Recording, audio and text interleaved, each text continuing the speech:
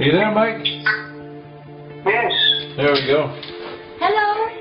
Well, how it all started was my mother died in 1991 and never revealed this person to me. My mother, who was 27 at the time,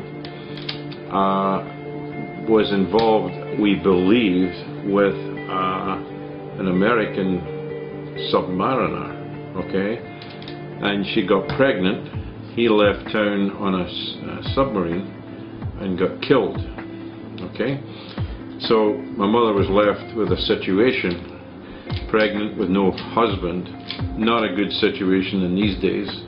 So therefore she was taken to a home in Glasgow for unwed mothers and then had the baby and had the adoption take place from there.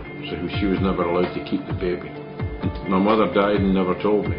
But I went back a year after she died to clean up the house. When I was cleaning the house out, I discovered a piece of paper saying that my mother had given up a baby for adoption. No, I didn't know it was a boy, a girl, where, when, date, nothing.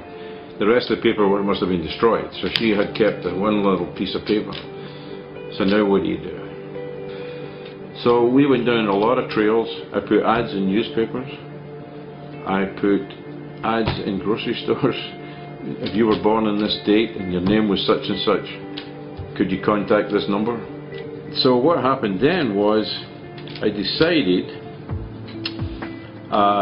through a conversation I had with one of the adoption societies, told me about this BirthLink, which is an organization who, if you register with them and your half-brother or whoever it is, adopted person, has registered as well, they will put you together. So that was about 1998, and so I waited 17 years, and last December I was I spent the winters in Arizona. I got a phone call from my cousin. So when I phoned BirthLink, they said they had a match for me. I was back here, I was actually going for a little operation at the hospital the day that he contacted me by email. So from then we got on Skype together and talked to each other since about the middle of December. And then I went home to Scotland 3 weeks ago and met him for the first time. Everything really worked out well when we got together in Scotland. We had a really good time. You know, when we got together, it seemed like we had been forever. You know, there was no stress attached to it. Well, when all that time passed, were there moments where you really felt like there was no way you were going to find your brother? Oh yeah, no question. 2 weeks ago, last Monday, was the very first time I'd ever met him. Wow, that's incredible. Yeah. So, do you think if your mom was here today, like, what do you think she would say about all Ecstatic. I think she would be just ecstatic. I really do.